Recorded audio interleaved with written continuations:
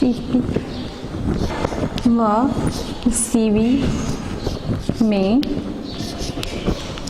संबंध।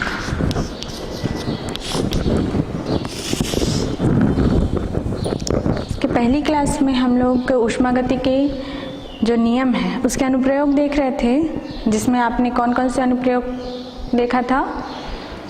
कौन कौन सा हो गया था आपका? चक्रीय प्रक्रम, उसके बाद आपने समतापी प्रक्रम देखा, फिर रुद्धोष्म प्रक्रम देखा, फिर रुद्धोष्म प्रक्रम में पीवी और टी में संबंध देखा था, है ना। उसी में आगे का है आपका सीपी और सीवी में संबंध। इसके पहले आप लोगों ने मेयर का समीकरण इसको निकाला है। इसके पहले चैप्टर में मेयर का इक्वेशन करके सीपी और सीवी में संबंध निकाला था। CP minus CV equal to R, ये निकाला था। अतः अब हम इसको किसके द्वारा निकालना है? ऊष्मागतिकी के प्रथम नियम द्वारा इसको निकालना है, सीपी और सीवी में संबंध। तो माना कि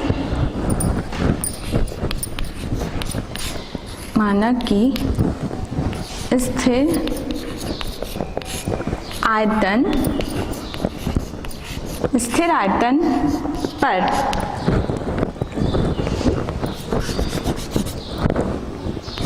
गैस के 1 मोल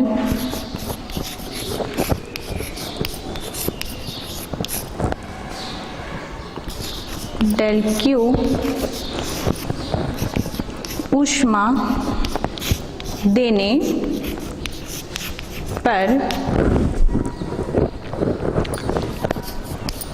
ताप में वृद्धि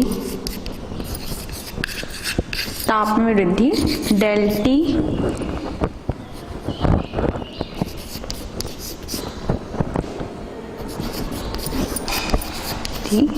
है।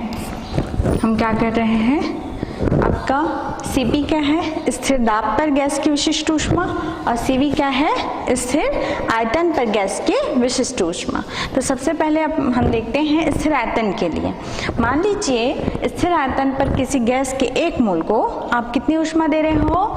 डेल क्यू ऊष्मा दे रहे हो। तो उसके ताप में वृद्धि माना कि कितना हो जाता है? डेल टी हो जाता है।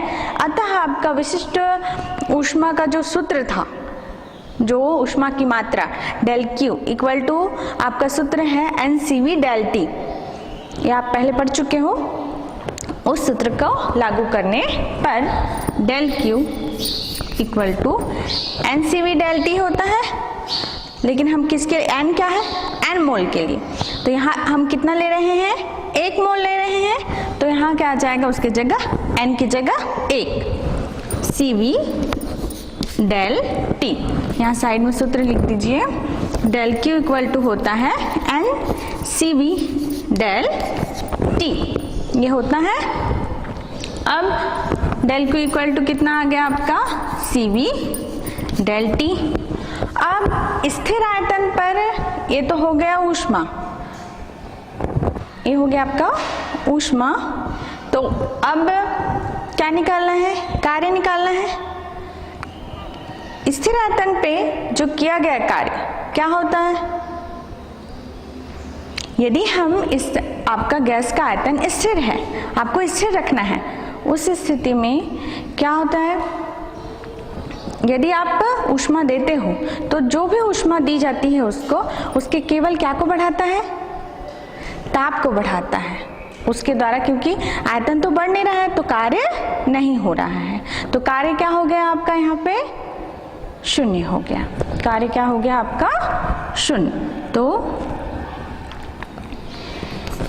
तथा डेल डब्ल्यू इक्वल टू क्या हो गया आपका? शून्य। तो ऊष्मागतिकी के प्रथम नियम से, ऊष्मागतिकी का प्रथम नियम क्या है?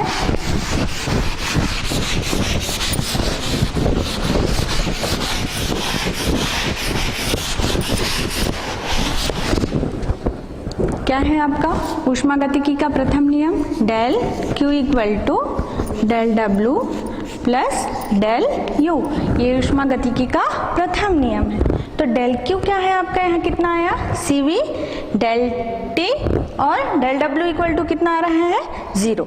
ये दोनों मान को इस समीकरण में रखने पर आपका यहाँ पर क्या हो गया, CV डेल टी, आपके यहाँ पर 0 वैल्यू, प्लस डेल U, तो डेल U का मान कितना आ गया, CV del T, equation first. ये तो आपने किसके लिए देखा, स्थिर आयतन पर।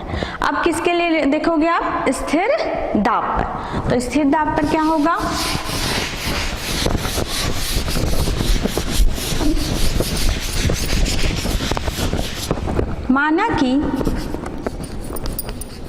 माना कि स्थिर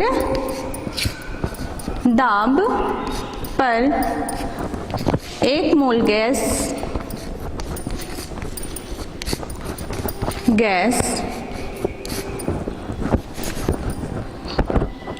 को डेल क्यू ऊष्मा देने पर ताप में वृद्धि डेल टी होती है।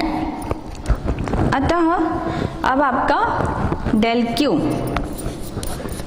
क्या हो जाएगा, 1 मोल के लिए 1, यहाँ आपका क्या था, CV लिए थे, अब क्या आ जाएगा, CP डेल टी।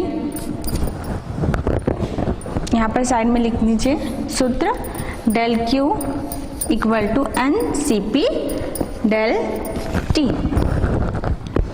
तो डेल क्यू इक्वल टू कितना आ गया आपका, CP डेल टी, ये हो गया डेल क्यू का मान। अब इसी तरह स्थिर दाब पर कार्य शून्य नहीं होता, क्यों नहीं होता, यदि आप गैस को आप ऊष्मा दे रहे हो तो उस स्थिति में उसका क्या बढ़ता है, ताप में वृद्धि होती है, साथ साथ क्या होता है, आयतन भी बढ़ता है। तो आयतन बढ़ने में क्या होगा, कार्य किया जाएगा, तो उस स्थिति में आपका डेल W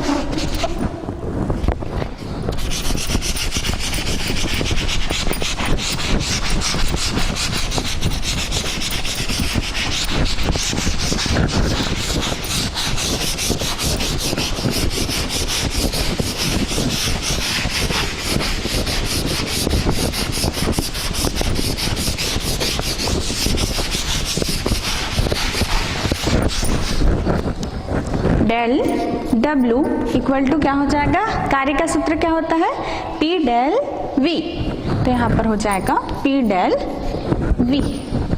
तो इसमें आपका ऊष्मागतिकी के सूत्र से डेल Q इक्वल टू होता है del W plus del U। Del Q कितना निकला आपका, CP del T, del W आपका P del V plus del U। Del U का मान आपने निकाल लिया है समीकरण 1 में, देखिए डेल U इक्वल टू कितना निकला है, CV डेल T। तो आपका डेल U की जगह रख दीजिए CV del T।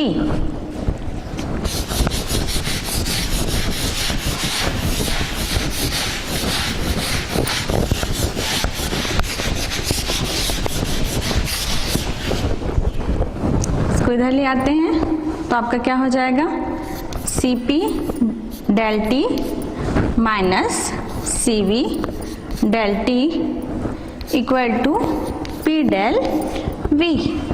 Del T common निकल जाएगा यहाँ से, तो आपका क्या आ जाएगा, CP minus CV del T equal to P del V। ये हो गया। अब आदर्श गैस समीकरण से, आदर्श गैस समीकरण से क्या होता है,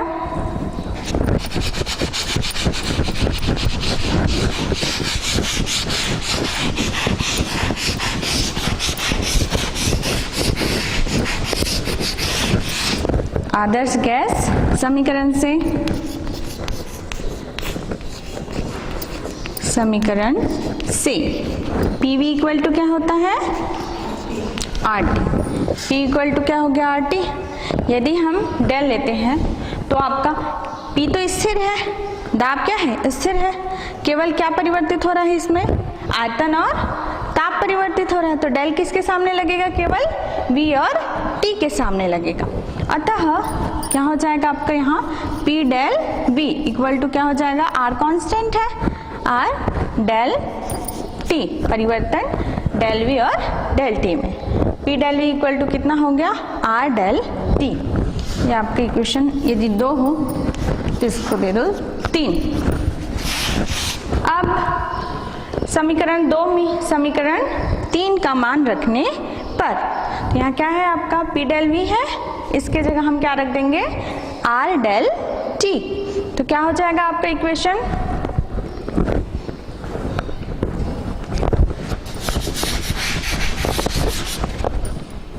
समीकरण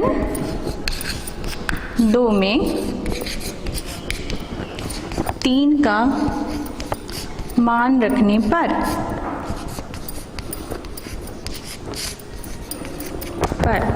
क्या हो जाएगा आपका यहाँ Cp minus Cv del T equal to P del V की जगह क्या आ गया आपका R डेल T। यहाँ पर इधर भी डेल T है और यहाँ भी डेल T है, दोनों कैंसिल हो जाएगा तो आपका क्या बचेगा Cp minus Cv equal to R। यही आपको प्रूफ करना था, Cp minus Cv equal to R। तो ये आ गया आपका Cp और Cv में संबंध। तो ये किसके द्वारा निकाला गया है, आपका 2 है, पहले भी एक है Cp और Cv में संबंध जिसको आपने विशिष्ट ऊष्मा वाले चैप्टर में निकाला। ये आपको किस में निकाला है, ऊष्मागतिकी के प्रथम नियम से। तो दोनों में अंतर है, उसको विशिष्ट ऊष्मा के सूत्र से निकाला गया है आपका पहले वाले चैप्टर में, और इसमें आपको किसके द्वारा निकालना है, ऊष्मागतिकी के प्रथम नियम को लागू करके Cp और Cv में संबंध निकालना है। तो ये हो गया Cp Cv में संबंध।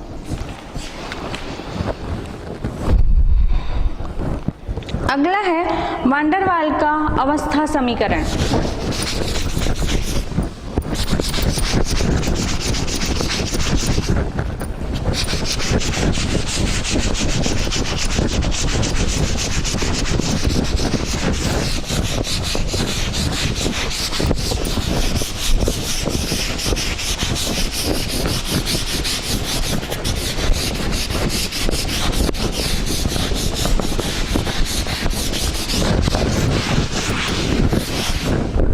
वान डेर वाल का अवस्था समीकरण।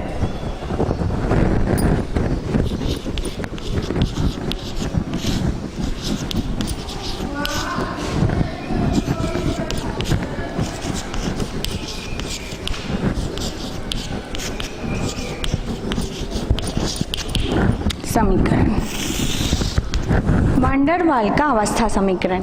इससे पहले आपने गैस, आदर्श गैस के लिए जो समीकरण पढ़ा है वो क्या है आपका PV इक्वल टू RT।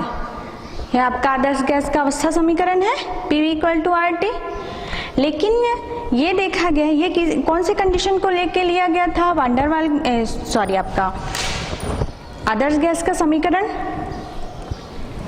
किन सिद्धांतों को लेके बनाया गया था। ये बोला गया था कि गैस के अणुओं के मध्य कोई भी आकर्षण बल कार्य नहीं करता, पहला पॉइंट है इसका। दूसरा पॉइंट क्या था इसमें, जो गैस के अणु हैं वो क्या है, बहुत ही सूक्ष्म है, मतलब उसको हम नेग्लेक्ट कर सकते हैं, उसके आकार को हम नेग्लेक्ट कर सकते हैं, मतलब उसका जो है गैस के आयतन में कोई योगदान नहीं है, उसका आयतन गैस के आयतन के मनिस्बल क्या है, नगण्य है। ये बोला गया था, 2 चीज ध्यान में रखा गया था। तो ये तो जो साधारण ताप दाब पे सभी गैसें लगभग थोड़ा ना थोड़ा इस नियम का पालन करते हैं, लेकिन ये देखा गया बाद में कि यदि हम दाब को बढ़ा दें, क्या करें, गैस के दाब को बढ़ा दें और ताप को कम कर दें, उस स्थिति में क्या हो जाएगा आपका, यदि हम दाब को बढ़ा रहे हैं तो आपका गैस के अणु क्या हो गए, पास पास आ गए, पास पास आ गए, मतलब एक आपका जो गैस के अणुओं का घनत्व बढ़ गया। यदि घनत्व अधिक है तो जाहिर सी बात है अणुओं के बीच कौन सा बल लगेगा, आकर्षण बल लगेगा। तो ये आपका गैस समीकरण का पालन करेंगे क्या, नहीं, विचलन होगा गैस समीकरण के इक्वेशन में। उसी प्रकार आपका जो सेकंड नियम बोला गया था, अणुओं का आकार क्या है, नगण्य है, लेकिन ये तो एक आदर्श कल्पना मात्र है। अणुओं का कुछ ना कुछ तो आकार होगा और वो आयतन घेरेगी। तो बाद में जो वांडरवाल नामक जो वैज्ञानिक थे, उन्होंने जो आदर्श गैस समीकरण में संशोधन किया और एक नया समीकरण दिया, जिसको क्या कहते हैं, वांडरवाल का अवस्था समीकरण कहा जाता है। और उनका समीकरण था आपका गैस समीकरण, पहले का क्या था, गैस समीकरण आपका था PV इक्वल टू RT, ये दिया गया था। वांडरवाल का संशोधन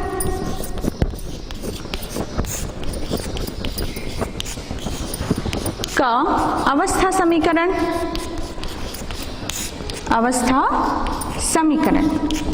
ये उन्होंने दिया P plus A/V² B minus B equal to RT। तो ये था आपका वांडरवाल का अवस्था समीकरण। तो उन्होंने दाब और जो आयतन है उसमें संशोधन किया, जिसमें से आपका ये और जो B है वो आपके किसके मान पर निर्भर करते हैं, अणुओं की संख्या और उसके आकार पर निर्भर करता है। तो उन्होंने किस प्रकार संशोधन किया, इसको हम देखते हैं। सबसे पहला उन्होंने किया अणुओं के परिमित आकार के लिए संशोधन। पहले क्या था आपका इसमें, गैस के अणुओं के परिमित आकार के लिए संशोधन।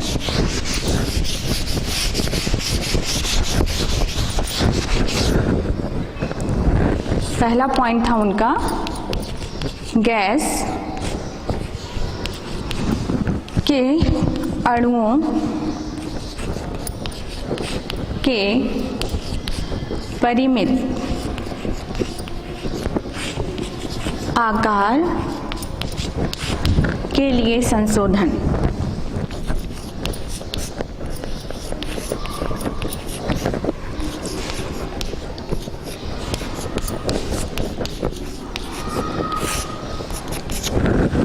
सबसे पहला था उन्होंने क्या ध्यान दिया कि अणुओं का कुछ ना कुछ आकार होता है और वो आयतन घेरती हैं, है?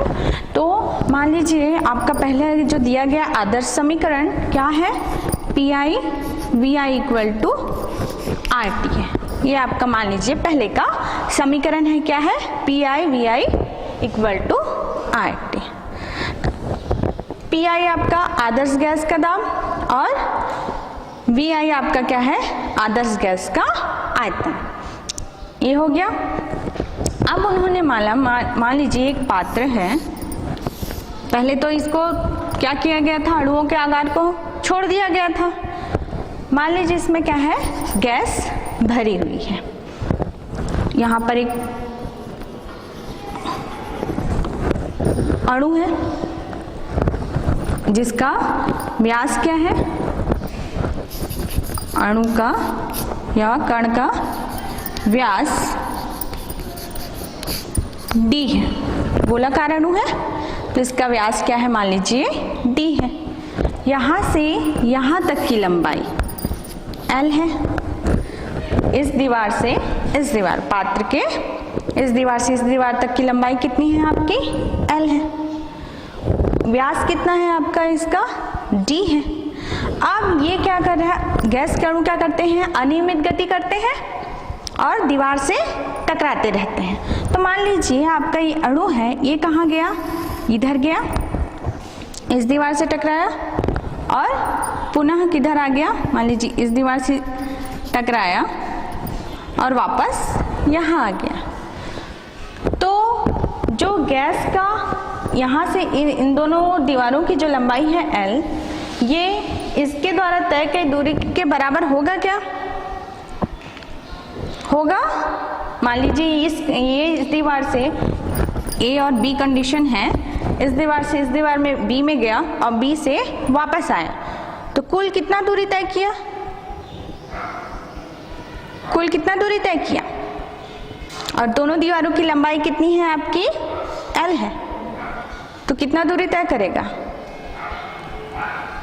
अगर इसके कण के आप आकार को आप नेग्लेक्ट करते तो उस समय क्या बोलते? कुल कितना दूरी तय किया? 2L दूरी, यहाँ से यहाँ तक L, फिर वापस आया L, तो कितना हो गया? 2L। लेकिन इसका कण का आकार भी है, अपने व्यास के आकार का आपका जगह घेर रहा है, तो कितना कम हो जाएगा 2L में? यहाँ के लिए D इसका व्यास और यहाँ के लिए D, तो कितना हो गया? 2D। तो 2L में कितना माइनस करना पड़ेगा? 2D माइनस करना पड़ेगा। तो तय की गई दूरी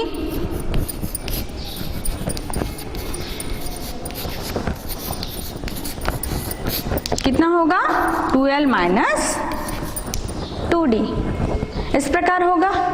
और यदि हम ये माने कि गैस के अणु क्या है, मूलतः गोलाकार है, तो आप जानते हो ये आपके गैस के कण पास पास है।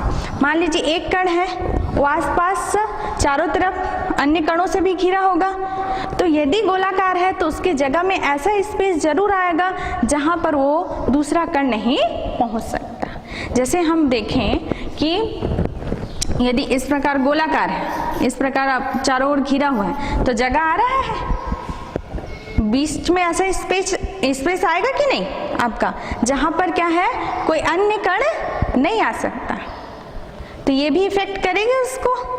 मतलब क्या होगा, जो आदर्श गैस में माना गया था कि गैस का जो आयतन होता है उसमें कणों के जो आकार है उसका कोई योगदान नहीं होता, उसका योगदान नगण्य होता है। लेकिन यहाँ पर हम उसको नेग्लेक्ट नहीं कर सकते क्योंकि वो आयतन घेर रही हैं, आयतन घेर रही हैं। तो इस स्थिति में क्या हो जाएगा, उसके आयतन में क्या होगा? कमी होगा। तो मान लीजिए आपका एक नियतांक है, आपका नियतांक मान लीजिए B, जो अणुओं के आकार को लेके बनाया गया है, तो उसके आयतन में क्या हो जाएगा आपका?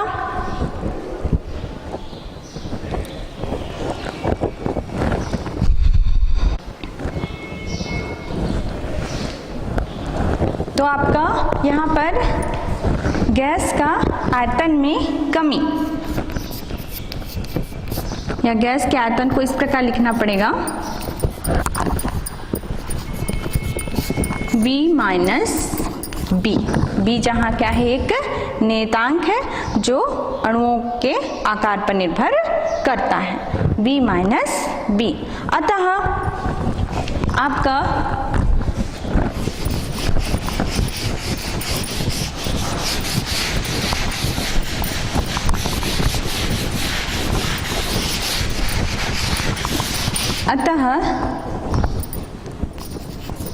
आदर्श गैस का आयतन VI इक्वल टू क्या हो जाएगा? V minus B। VI में क्या करेक्शन आ जाएगा अब? V minus B। ये आ गया पहला संशोधन, मतलब आयतन में क्या हो गया? V माइनस B की आपकी कमी हो गई आदर्श गैस के लिए। ये अब दूसरा आपका संशोधन था अंतराणुक आकर्षण के लिए संशोधन, दूसरा संशोधन आपका।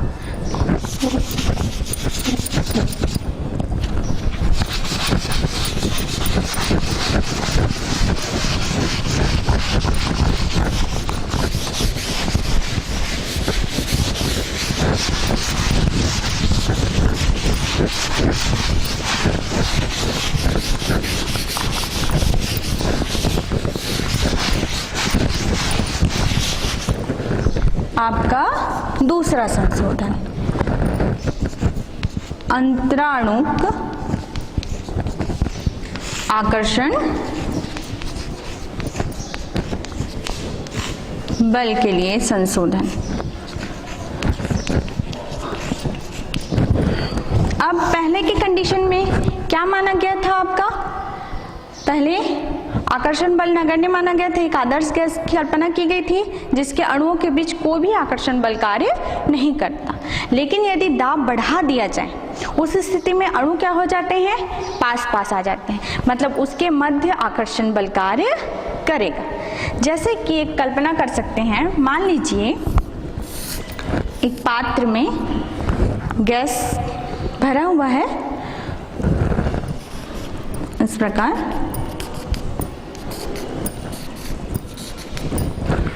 एक अणु यहाँ है आपका, ये अणु, इस पर क्या होगा आपका? एक अणु यहाँ पर है, इसकी कल्पना कर लेते हैं। एक अणु कहाँ पर है? दीवार के किनारे है, मान लीजिए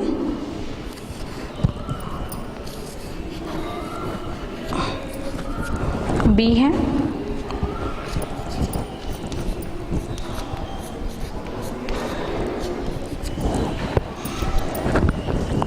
ये है आपका। दो कंडीशन को लेके चलते हैं। मान लीजिए ए कण है जो क्या है, इस गैस के पात्र में आपके बीच में है।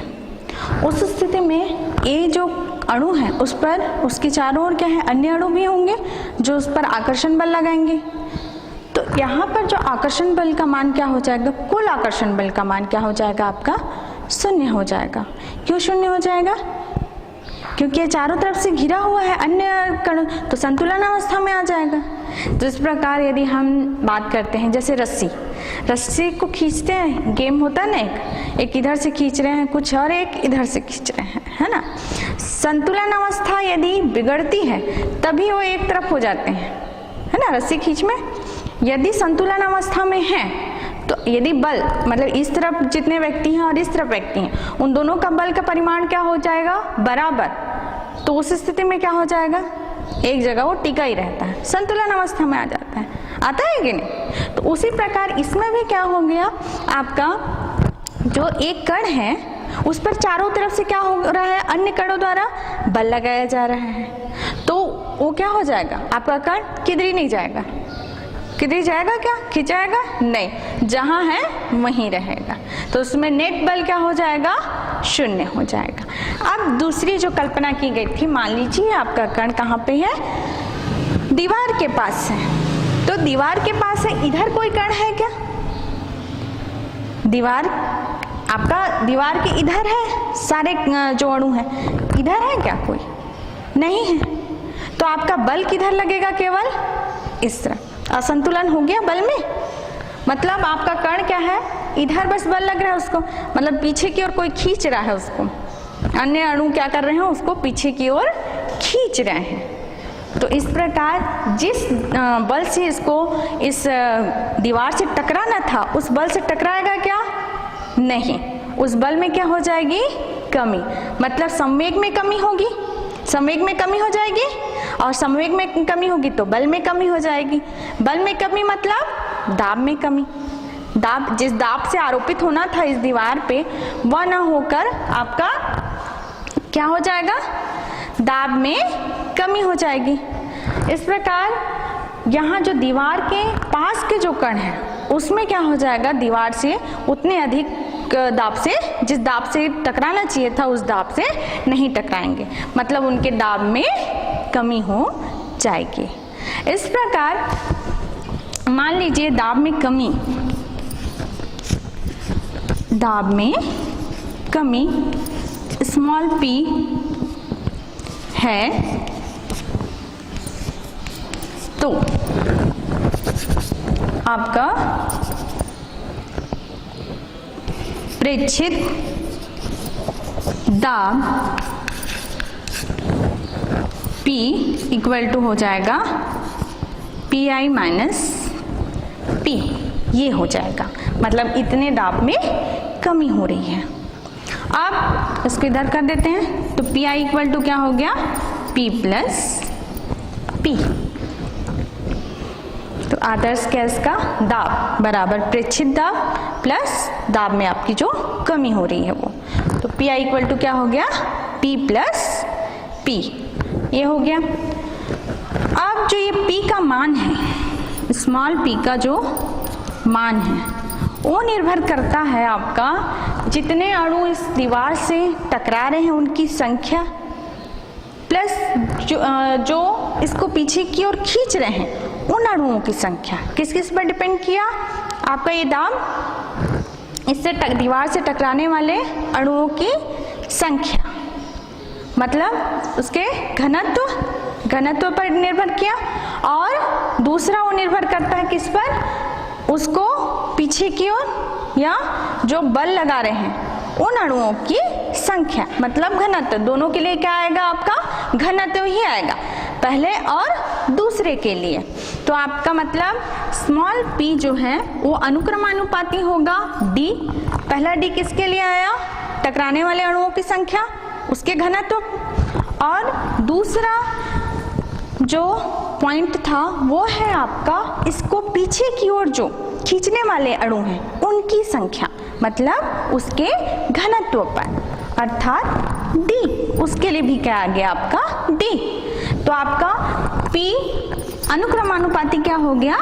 d स्क्वायर, ये हो गया। यदि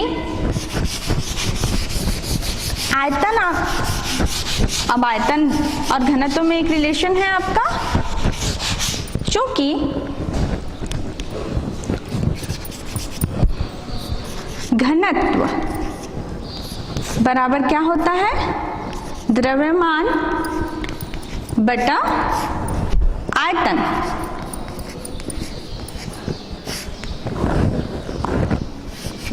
घनत्व और इसमें क्या संबंध है आपका? घनत्व बराबर क्या होता है आपका? द्रव्यमान बटा आयतन। यदि आपका स्थिर है द्रव्यमान, उस स्थिति में घनत्व किसके व्युत्क्रमानुपाती होगा? आयतन के व्युत्क्रमानुपाती होगा।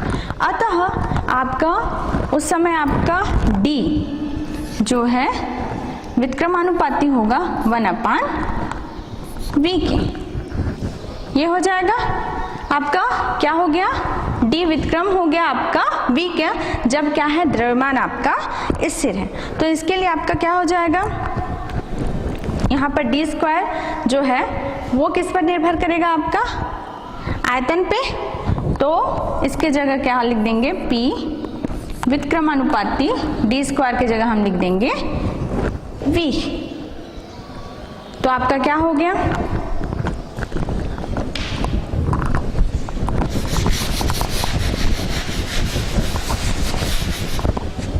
स्मॉल p, इसको अनुक्रमानुपाती के चिन्ह को इसको हटाएंगे तो एक नियतांक लगाएंगे a अपान आपका क्या हो गया? यहाँ पर d स्क्वायर था ना, तो आपका v स्क्वायर और ये अपान v स्क्वायर, ये हो गया। p इक्वल टू क्या आ गया आपका? a upon v square. a एक नियतांक है जो किस पर निर्भर करता है? अणुओं की संख्या पर निर्भर करता है। तो आपका क्या हो गया? आपका p i इक्वल टू क्या आया था?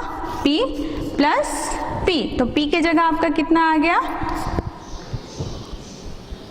कितना आया? क्या आया आपका? यहाँ पर कितना आ गया? स्मॉल p के जगह यहाँ पर क्या निकाले? a अपन v स्क्वायर निकाले ना, तो कितना आ गया आपका? p plus a upon v square P I. तो आपका गैस समीकरण P I V I equal to क्या था आपका? R T. तो इसमें क्या संशोधन आया? पी आई के जगह क्या आया? p plus a upon v square और v के जगह क्या आया? वी आई के जगह v minus b equal to R T. तो ये है आपका वान डेर वाल का अवस्था समीकरण p plus a upon V square into V minus B equal to R T.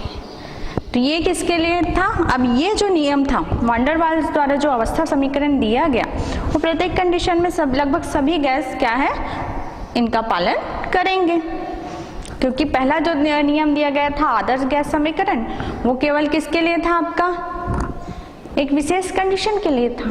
जो कि क्या है, एक कल्पना मात्र है, तो वो सभी गैस उसका पालन नहीं, हर कंडीशन में पालन नहीं करते। तो इसी के संशोधन के लिए वान डेर वाल का अवस्था समीकरण आया। ये जो समीकरण था वो क्या है, सभी जो गैस थे इस नियम का पालन लगभग करते थे। ठीक, तो ये हो गया आपका वान डेर वाल का अवस्था समीकरण। आगे है आपका उत्क्रमणी प्रक्रम। दो प्रकार के प्रक्रम होते हैं, एक होता है आपका उत्क्रमणी प्रक्रम और दूसरा है आपका अनुत्क्रमणी प्रक्रम। तो उत्क्रमणी प्रक्रम किसे कहेंगे?